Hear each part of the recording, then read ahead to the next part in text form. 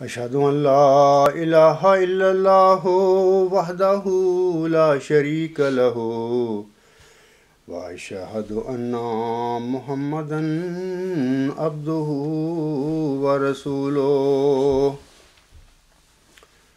أما بعد فأعوذ بالله من الشيطان الرجيم بسم الله الرحمن الرحيم الحمد لله رب العالمين الرحمن الرحيم مالك يوم الدين إياك نعبد وإياك نستعين اهدنا الصراط المستقيم صراط الذين أنعمت عليهم صراط الذين أنعمت عليهم غير المغضوب عليهم ولا الضالين وإذ أخذ الله ميثاق النبيين لما آتيتكم من كتاب وحكمة ثم جاءكم رسول مصدق لما معكم لا تؤمنون به ولا تنصرونه قال أأقررتم وأخذتم على ذلكم إصري قالوا أقررنا قال فاشهدوا وأنا معكم من الشاهدين فمن تولى بعد ذلك فأولئك هم الفاسقون۔ یہ سورۃ آل عمران کی آیات نمبر 82 اور 83 ہیں۔ ان آیات میں اللہ تعالیٰ فرماتا ہے، اور جب اللہ نے نبیوں کا میثاق لیا کہ جب کہ میں تمہیں کتاب اور حکمت دے چکا ہوں، پھر اگر کوئی ایسا رسول تمہارے پاس آئے جو اس بات کی تصدیق کرنے والا ہو جو تمہارے پاس ہے، تو تم ضرور اس پر ایمان لے آؤ گے اور ضرور اس کی مدد کرو گے۔ کہا، کیا تم اقرار کرتے ہو اور اس بات پر مجھ سے عہد باندھتے ہو؟ انہوں نے کہا، ہاں، ہم اقرار کرتے ہیں۔ اس نے کہا، پس تم گواہی دو اور میں بھی تمہارے ساتھ گواہ ہوں۔ پس جو کوئی اس کے بعد پھر جائے تو یہی ہیں جو فاسق لوگ ہیں۔ اے برادران اسلام، عید کا لفظ دراصل عود سے نکلا ہے اور اس کے معنی ایسی خوشی کے ہیں جو بار بار آئے۔ ہم مسلمان سال میں 2 عیدیں مناتے ہیں۔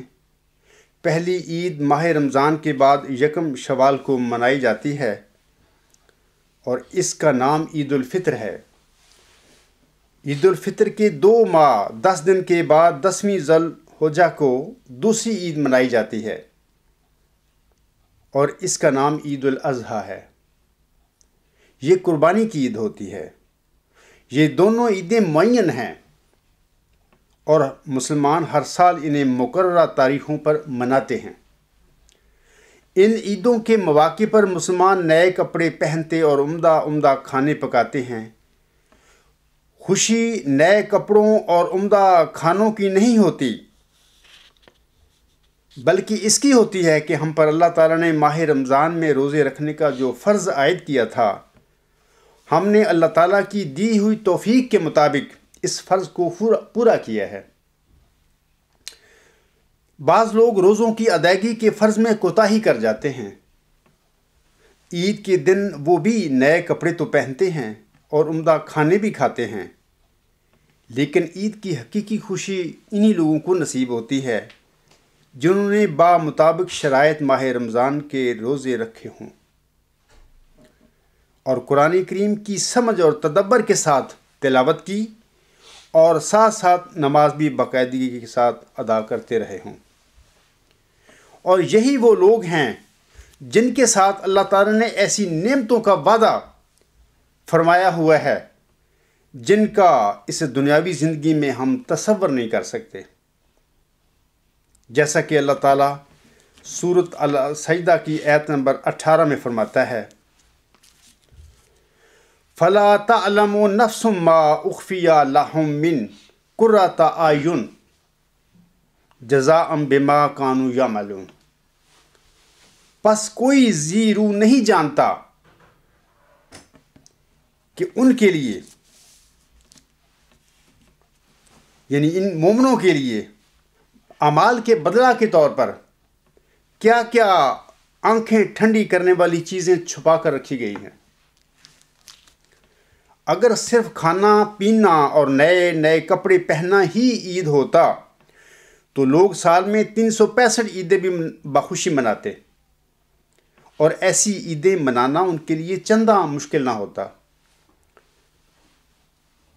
یہ چیزیں یعنی نئے نئے کپڑے پہننا اور عمدہ کھانے کھانا تو بطور نشانی اور علامت کی ہوتا ہے تاکہ ہم عید کے دن اور عمومی دنوں میں فرق کر سکیں۔ اصلی اور حقیقی عید تو اللہ تعالیٰ کا ایک فرض بجا لانے میں ہوتی ہے۔ خاکسار نے شروع میں سورۃ آل عمران کی آیات 82 اور 83 کی جو تلاوت کی تھی، ان آیات میں بیان فرمودہ میثاق النبیین کے مطابق اللہ تعالیٰ نے ہر نبی سے ایک پختہ عہد لیا تھا، اور وہ عہد یہ تھا کہ اللہ تعالیٰ نے ہر نبی کو اس کے بعد آنے والے مسئلے کی بشارت عطا فرمائی تھی، اور اللہ تعالیٰ نے اسے یہ بھی فرما دیا تھا کہ اے میرے نبی، تو میرے اس عہد اور بشارت سے اپنے پیروکاروں کو آگاہ فرما دے کہ میری اس بشارت کے مطابق تیرے بعد یہ موعود مبشر ضرور نزول فرمائے گا، اور پھر اپنے پیروکاروں اور جماعت یا امت کو یہ بھی نصیحت فرما دے کہ جب وہ موعود مسئلے موعود نشانیوں کے ساتھ آئے تو تم اس پر ایمان لانا اور اس کی مدد کرنا۔ چنانچہ ہر نبی نے باحکم الہی اس بشارت کو اپنی امت یا اپنی جماعت کے آگے خوب کھول کر بیان فرما دیا، اور ساتھ ہی انہیں یہ نصیحت بھی فرمائی کہ جب وہ موعود اپنی موعود نشانیوں کے ساتھ آئے تو اسے مان لینا اور اس کی مدد کرنا۔ لیکن کتنی عجیب بات ہے کہ ہر نبی کی قوم کے اکثر افراد نے اپنے گزشتہ نبی کی اس نصیحت سے کوئی فائدہ نہ اٹھایا، اور بعد میں آنے والے اس موعود کا دلیری سے انکار کیا، اور اس طرح نہ صرف اس کی تکذیب کر کے عہد شکنی کے مرتکب ہوئے بلکہ فاسق بن کر ایمان کو بھی ہاتھ سے گنوا بیٹھے۔ سامعین کرام، انبیاء علیہ السلام کی بعثت بھی ایک عید ہوتی ہے۔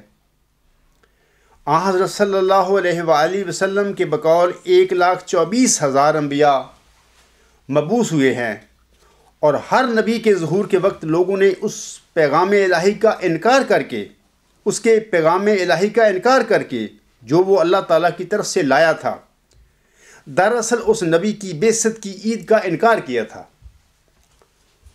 خواہ وہ آدم علیہ السلام تھے، خواہ وہ نوح علیہ السلام تھے، خواہ وہ ابراہیم علیہ السلام تھے، اور خواہ وہ موسیٰ علیہ السلام تھے، ان سب انبیاء علیہ السلام کا ان کی امتوں یا ان کی قوموں نے نہ صرف انکار کیا بلکہ ان سے ہنسی اور تمسخر کرنے لگ گئے۔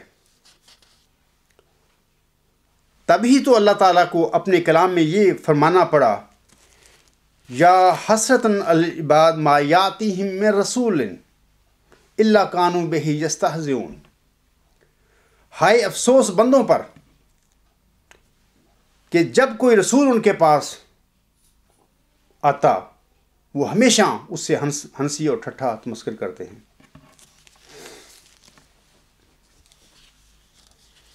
میں اس وقت چند مرسلوں کی بعثت کی عید کے سلسلے میں چند مثالیں آپ لوگوں کے آگے رکھوں گا تاکہ مضمون کی وضاحت اچھی طرح ہو جائے۔ پہلی مثال موسوی سلسلے کا مؤعود ذکی غلام ہے، یعنی حضرت مسیح عیسیٰ ابن مریم علیہ السلام۔ آپ یہودیوں میں 2000 سال پہلے مبعوث ہوئے تھے۔ اس وقت یہودی توریت کی اصل تعلیم کو بھلا بیٹھے تھے، بلکہ اپنے دین میں بہت ساری قطر و بیونت بھی کر بیٹھے تھے۔ قطر و بیونت سے مراد کمی بیشی یا تحریف ہے، اور قرآن مجید میں اس کا کئی جگہ پر ذکر فرمایا گیا ہے، جیسا کہ اللہ تعالیٰ سورۃ النساء کی آیت نمبر 74 میں فرماتا ہے، من الذین ہادوا یحرفون الکلم عن مواضعہ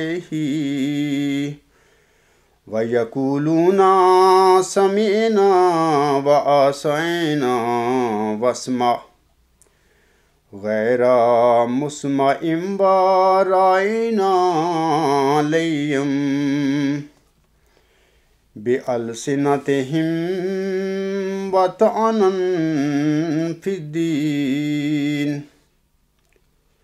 وَلَوْ أَنَّهُمْ قَالُوا سَمِعْنَا وَأَطَعْنَا وَاسْمَعْ وَانظُرْنَا لَكَانَ خَيْرًا لَهُمْ وَأَقْوَمَ وَلَكِنْ لَعَنَهُمُ اللَّهُ بِكُفْرِهِمْ فَلَا يُؤْمِنُونَ إِلَّا قَلِيلًا۔ یہود میں سے ایسے بھی ہیں جو کلمات کو ان کی اصل جگہوں سے بدل دیتے ہیں، اور وہ کہتے ہیں ہم نے سنا اور ہم نے نافرمانی کی، اور بات سن اس حال میں کہ تجھے کچھ بھی نہ سنائی دے، اور وہ اپنی زبانوں کو بل دیتے ہوئے اور دین میں طعن کرتے ہوئے رائنا کہتے ہیں۔ اور اگر ایسا ہوتا کہ وہ کہتے کہ ہم نے سنا اور ہم نے اطاعت کی، اور سن اور ہم پر نظر کر، تو یہ ان کے لیے بہتر اور سب سے زیادہ مضبوط قول ہوتا۔ لیکن اللہ نے ان کے کفر کی وجہ سے ان پر لعنت کر دی، پس وہ ایمان نہیں لاتے مگر تھوڑا۔ یہودیوں میں بہت ساری بدعات بھی سامعین کرام راہ پا گئی تھیں، اور چند غلط عقائد بھی وہ گھڑ کر بیٹھے ہوئے تھے، مثلا ایلیا علیہ السلام کا آگ کی رات پر سوار ہو کر بزندہ بجسم عنصری آسمان سے زمین پر اترنا وغیرہ۔ انہی غلط عقائد کی اصلاح کے لیے موسوی مریم کا مؤعود ذکی غلام بنی اسرائیل میں مبعوث ہوا تھا، لیکن بدبخت یہودیوں نے آپ کی بعثت کی عید منانا تو درکنار، آپ علیہ السلام کا نہ صرف انکار کیا بلکہ آپ کو جھٹلانے کے لیے صلیب پر بھی لٹکوا دیا۔ دوسری مثال میں دیتا ہوں کہ اب سے قریباً 15 صدیاں پیشتر آمنہ کا لال حضرت محمد مصطفیٰ صلی اللہ علیہ وآلہ وسلم نوع انسان کی ہدایت کا عظیم الشان پیغام لے کر غار حرا سے اتر کر اپنی قوم کی طرف آئے۔ اس وقت خانہ کعبہ 360 بتوں سے اٹا پڑا تھا، اور شرک کی گہما گہمی تھی اور رود تھا ان لوگوں پر۔ اہل مکہ حضرت خلیل اللہ کی اولاد تھے، جو کہ اس وقت شرک اور بت پرستی میں ڈوبے ہوئے تھے۔ حضرت ابراہیم علیہ السلام نے کعبۃ اللہ کو اللہ تعالیٰ کی خالص بندگی اور پرستش کے لیے تعمیر کیا تھا، جیسا کہ اللہ تعالیٰ اپنے کلام میں فرماتا ہے، وَإِذْ يَرْفَعُ إِبْرَاهِيمُ الْقَوَاعِدَ مِنَ الْبَيْتِ وَإِسْمَاعِيلُ ربنا تقبل منا انک انت السمیع العلیم ربنا واجعلنا مسلمین لک ومن ذریتنا امۃ مسلمۃ لک وَأَرِنَا مَنَاسِكَنَا وَتُبْ عَلَيْنَا إِنَّكَ أَنْتَ التَّوَّابُ الرَّحِيمُ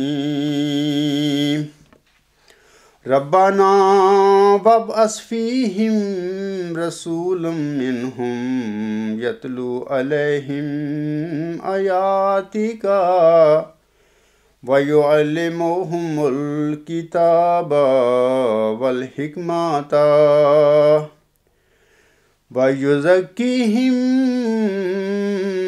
إِنَّكَ أَنْتَ الْعَزِيزُ الْحَكِيمُ۔ اور جب ابراہیم اس خاص گھر کی بنیادوں کو استوار کر رہا تھا اور اسماعیل بھی یہ دعا کرتے ہوئے کہ اے ہمارے رب ہماری طرف سے قبول کر لے، یقیناً تو ہی بہت سننے والا اور علم رکھنے والا ہے، اور اے ہمارے رب ہمیں اپنے دو فرما بردار بندے بنا دے اور ہماری ذریت میں سے بھی اپنی ایک فرما بردار امت پیدا فرما دے، اور ہمیں اپنی عبادتوں اور قربانیوں کے طریق سکھا اور ہم پر توبہ قبول کرتے ہوئے جھک جا، یقیناً تو ہی بہت توبہ قبول کرنے والا اور بار بار رحم کرنے والا ہے۔ اور اے ہمارے رب تو انہی میں سے ایک عظیم و شان رسول مبعوث کر جو ان پر تیری آیات پڑھے ان پر تیری آیات کی تلاوت کرے اور انہیں کتاب کی تعلیم دے اور اس کی حکمت بھی سمجھائے اور ان کا تزکیہ بھی کر دے، یقیناً تو ہی بہت غالب اور حکمت والا ہے۔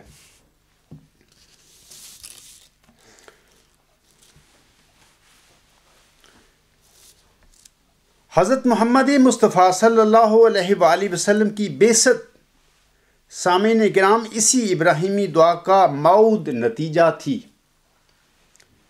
جب آن حضور صلی اللہ علیہ وآلہ وسلم نے اپنی قوم کو دعوت اللہ دی تو قوم آپ کی تکذیب کے لیے کھڑی ہو گئی۔ قوم آپ کی دعوت الحق ماننے کے لیے تیار نہ تھی۔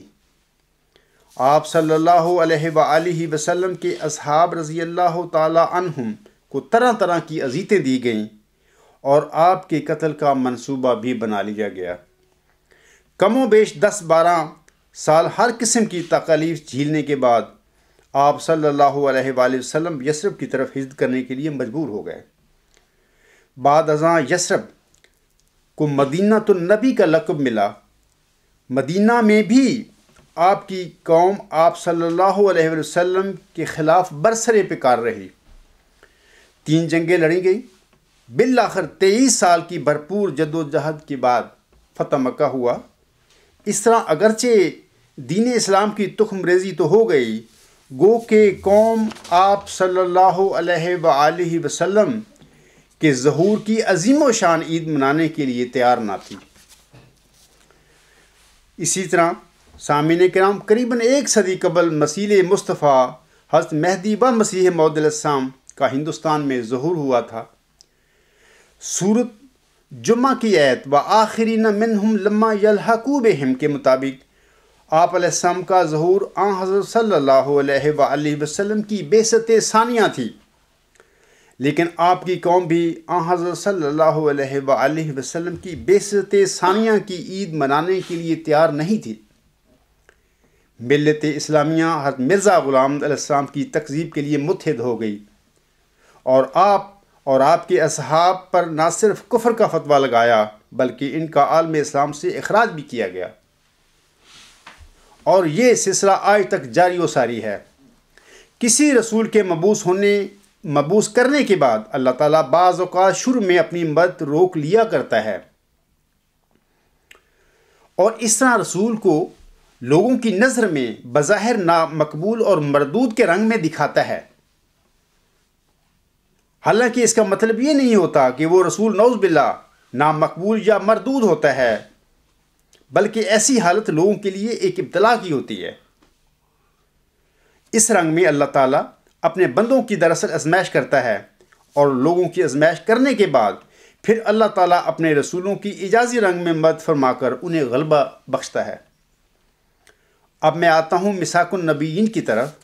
میثاق النبیین کے مطابق محمدی مریم حضرت مہدی و مسیح موعود علیہ السلام کو بھی ایک ذکی غلام کی بشارت بخشی گئی تھی۔ اول ابراہیم علیہ السلام کی دعا کی طرح یہ ابراہیم ثانی کی دعا کا موعود نتیجہ تھا۔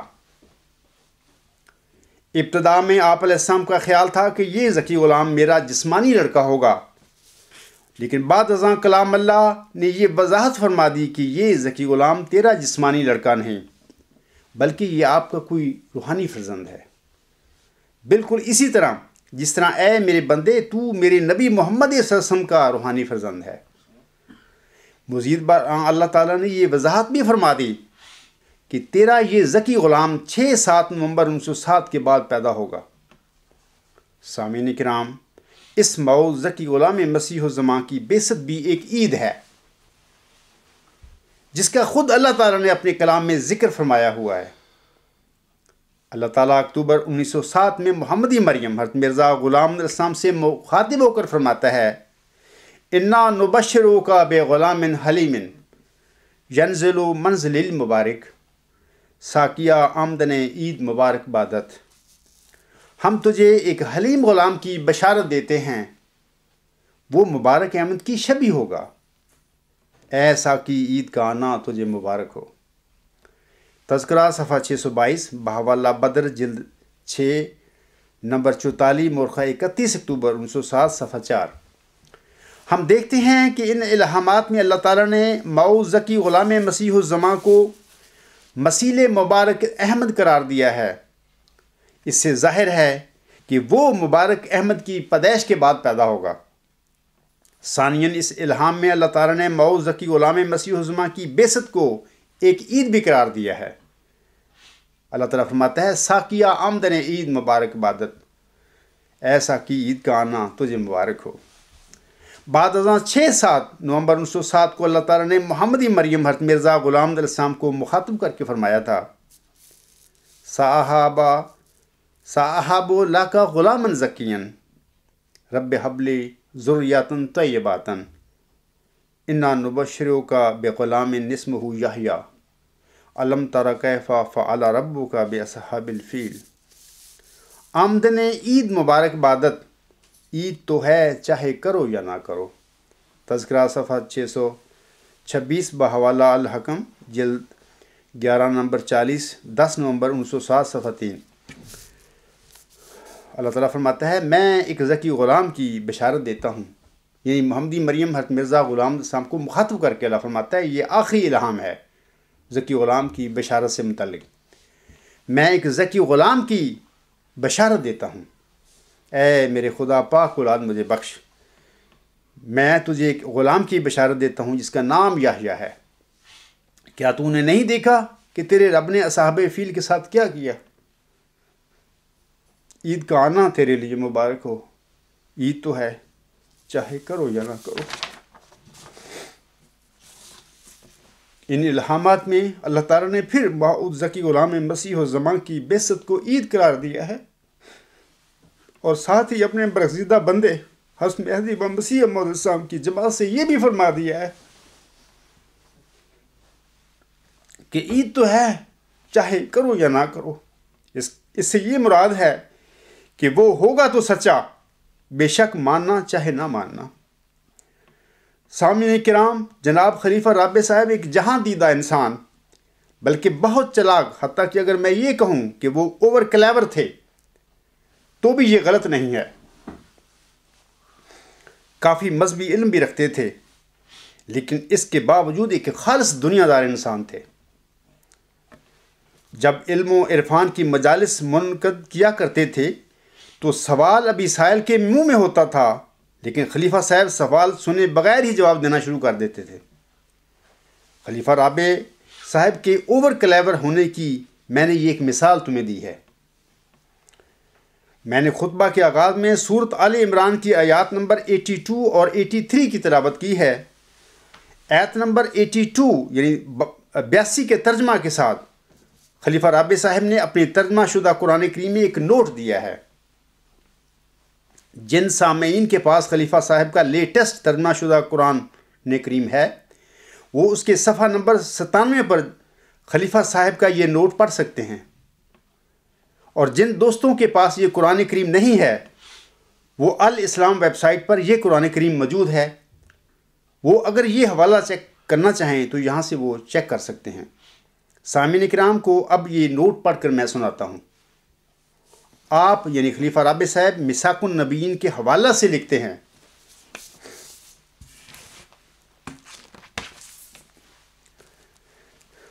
قرآن کریم میں 2 میثاقوں کا ذکر ہے، ایک بنی اسرائیل کے میثاق کا اور ایک نبیوں کے میثاق کا، جو آن حضرت صلی اللہ علیہ وآلہ وسلم سے بھی دیا گیا تھا۔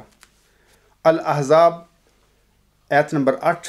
اس کا مرکزی نقطہ یہ ہے کہ جب تمہارے پاس کوئی رسول آئیں جو وہی باتیں کہیں جو تم کہتے تھے تو اقرار کرو کہ ہرگز ان کا انکار نہیں کرو گے بلکہ تصدیق کرو گے۔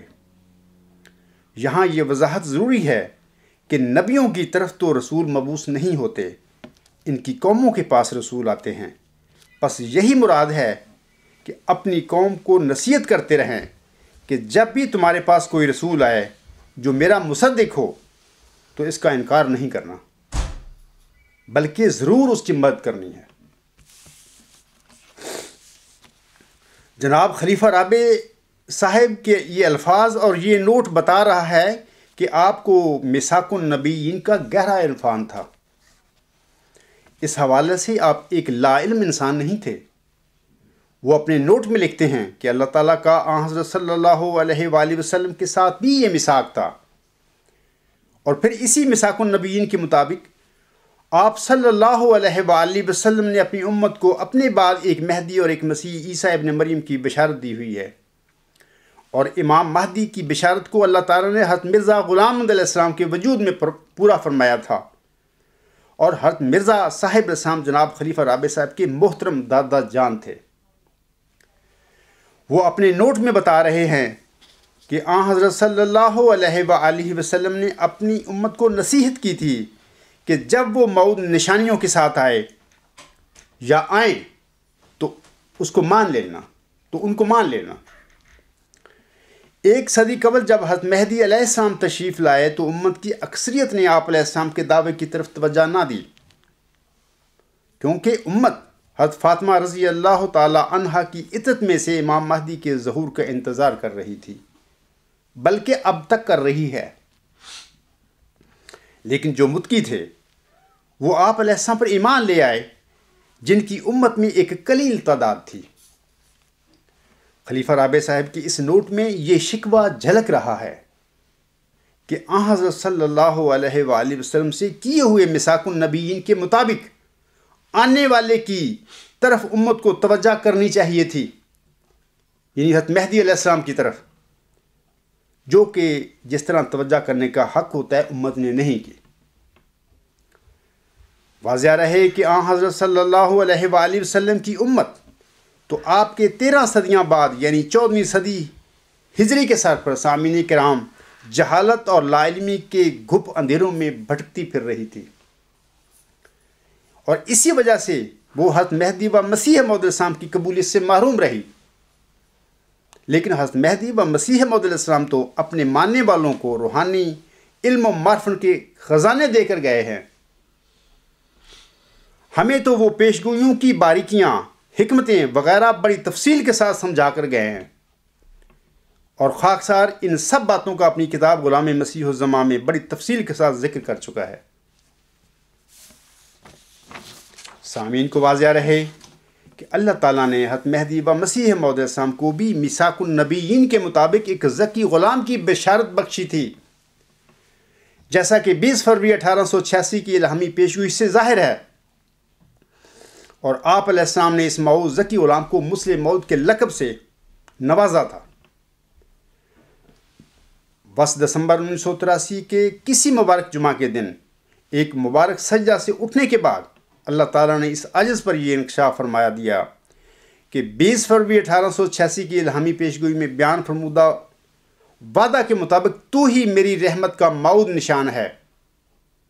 اس عجز کو اللہ تعالیٰ نے بتایا، اور یہ بات میرے لیے بڑی حیران کن تھی۔ اے میری بہنوں، بھائیوں اور بزرگوں،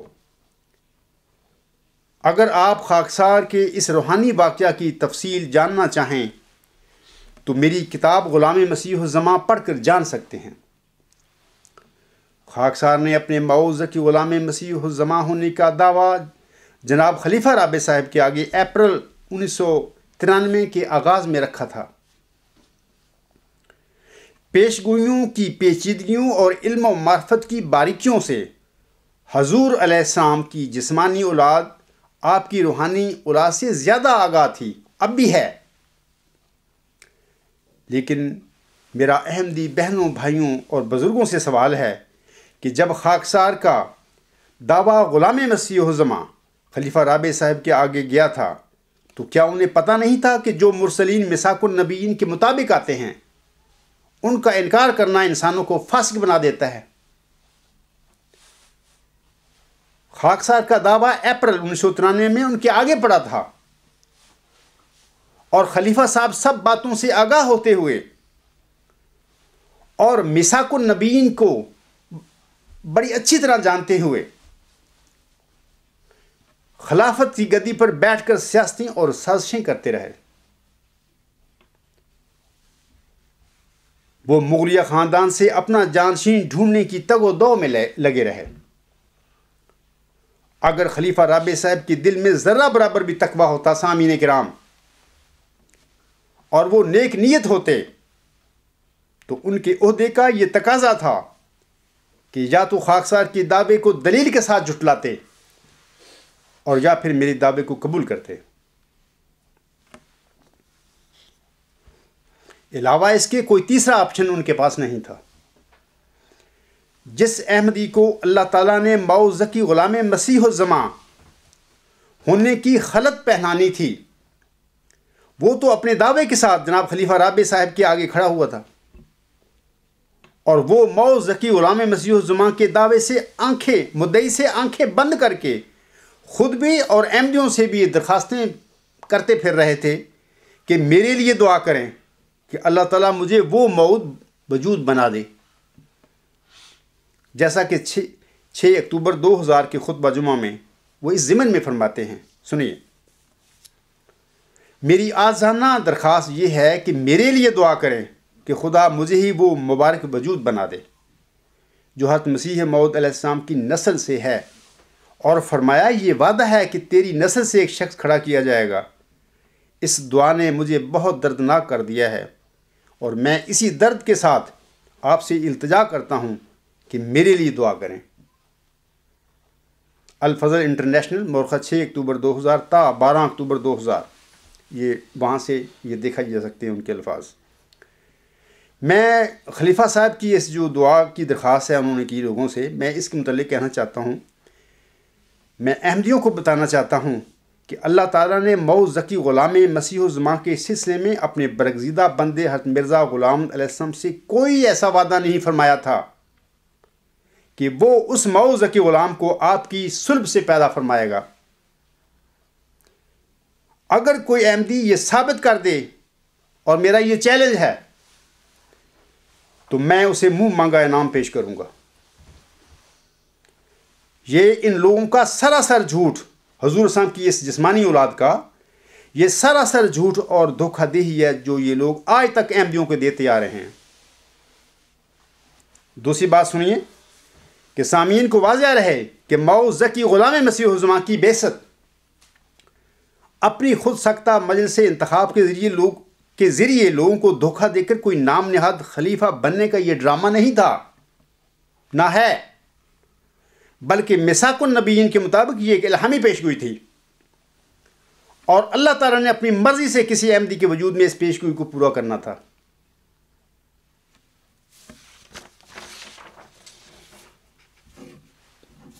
تیسری بات یہ یاد رکھیں کہ 20 فروری 1886 کی الہامی پیشگوئی میں ذکی غلام کے ذکر کے ساتھ اللہ تعالیٰ نے اسیروں اور مجرموں کا بھی ذکر کیا ہوا ہے، جیسا کہ اللہ تعالیٰ فرماتا ہے، اور تا وہ لوگ سمجھیں کہ میں قادر ہوں، جو چاہتا ہوں کرتا ہوں، اور تا وہ یقین لائیں کہ میں تیرے ساتھ ہوں، اور تا انہیں جو خدا کے وجود پر ایمان نہیں لاتے اور خدا کے دین اور اس کی کتاب اور اس کے پاک رسول محمد مصطفیٰ کو انکار اور تکذیب کی نگاہ سے دیکھتے ہیں، ایک کھلی نشانی ملے اور مجرموں کی راہ ظاہر ہو جائے۔ اللہ تعالیٰ آگے فرماتا ہے، ہم اس میں اپنی روح ڈالیں گے، یعنی ذکی غلام کی بات کر رہا ہے اللہ تعالیٰ، ہم اس میں اپنی روح ڈالیں گے، یعنی اس کو وحی اور الہام کریں گے، اور خدا کا سایہ اس کے سر پر ہوگا، اور وہ جلد جلد بڑھے گا اور اسیروں کی رستگاری کا موجب ہوگا، اور زمین کے کناروں تک شہرت پائے گا، اور قومیں اس سے برکت پائیں گی۔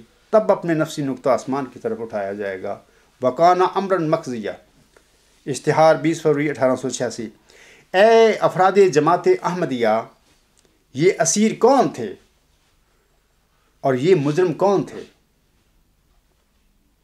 جواباً عرض کرتا ہوں کہ یہ اسیر افراد جماعت احمدیہ ہی ہیں، آپ ہی ہیں، اور ان کو اسیر بنانے والے وہ ہیں جنہوں نے جھوٹا دعویٰ مسلم موعود کر کے پیشگوئی مسلم موعود پر قبضہ کیا تھا، اور جنہوں نے حضرت بانی جماعت علیہ السلام کی قائم کردہ صدر انجمن احمدیہ کو رد کر کے احمدیہ خلافت راشدہ کی صف لپیٹ کر خلافت کے نام پر اپنی خاندانی ملوکیت قائم کی ہوئی ہے۔ اور جن مجرموں کا الہامی پیشگوئی میں ذکر ہے، وہ مجرم یہی لوگ ہیں۔ اے میری احمدی بہنوں، بھائیوں اور بزرگوں، یہ سب تلخ حقائق ہیں جو میں آپ سب کو بتا رہا ہوں، لیکن کیا کروں؟ میں نے تو ہر بات سچ کہہ دی ان کے روبرو، حیف کہ منصف میرے بہرے بھی ہیں، اندھے بھی ہیں۔ سامعین کرام، آخر میں خاکسار آپ سب سے یہ کہنا چاہتا ہے کہ ہم سب مسلمانوں کی حقیقی عید کا دن تو وہ دن ہوگا جب اللہ تعالیٰ هو الذی ارسل رسولہ بالہدی ودین الحق لیظہرہ علی الدین کلہ ولو کرہ المشرکون کے وعدہ کے مطابق دین اسلام کے غلبے اور فتح کا دن ہم سب کو دکھائے گا۔ لیکن یہ بھی یاد رکھنا کہ خدا نے آج تک اس قوم کی حالت نہیں بدلی، نہ ہو جس کو خیال خود آپ اپنی حالت بدلنے کا۔ آخر میں میری دعا ہے کہ فتح اسلام اور غلبہ اسلام کی عید کا یہ دن اللہ تعالیٰ ہم سب کو جلد دکھائے۔ عالم اسلام اور افراد جماعت احمدیہ جن مسائل اور مصائب اور دکھوں کا شکار ہیں، اللہ تعالیٰ ان مسائل اور مصائب اور دکھوں کو دور فرما کر عالم اسلام کو بھی امن اور سلامتی اور خوشحالی کے دن دکھائے، اور ہم احمدیوں کی رستگاری کا لمحہ بھی ہمارے قریب کر دے۔ سب احمدی اور غیر احمدی مسلمان بھائیوں کو خاکسار اپنی طرف سے عید کی دلی مبارکباد پیش کرتا ہے۔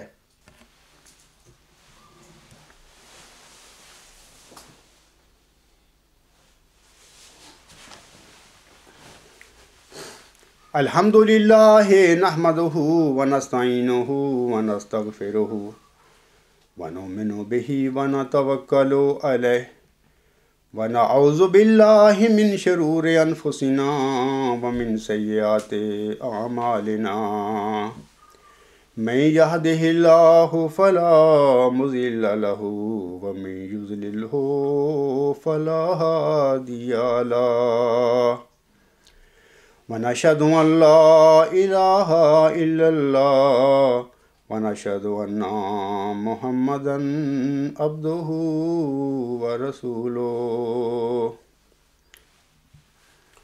عباد اللہ رحمکم اللہ، ان اللہ یأمر بالعدل والاحسان وایتاء ذی القربی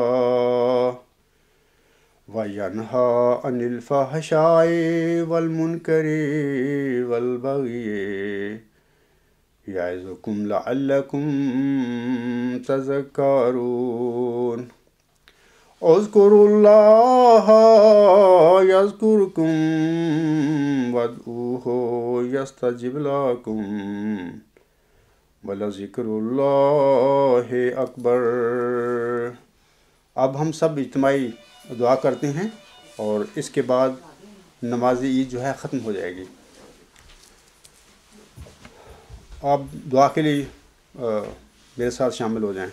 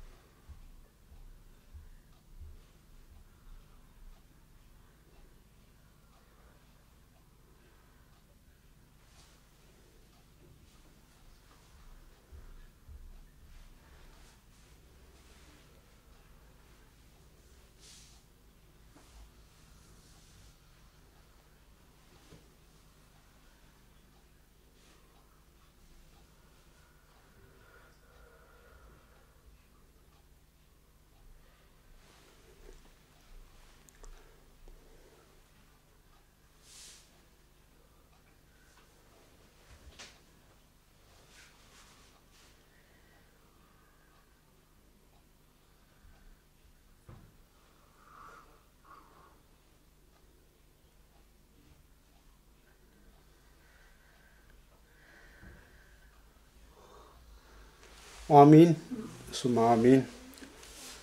میرا سب کو جو جماعت احمدیہ اصلاح پسند کے ممبران ہیں اور باقی سب احمدیوں اور مسلمانوں کو دلی دلی میری طرف سے عید مبارک پیش ہو۔ اللہ تعالیٰ آپ سب کو اپنی حفظ و امان میں رکھے اور ہم سب کو وہ دن جو حقیقی عید کا دن ہے جلد سے جلد دکھائے۔ آمین۔ وآخر دعوانا ان الحمد للہ رب العالمین۔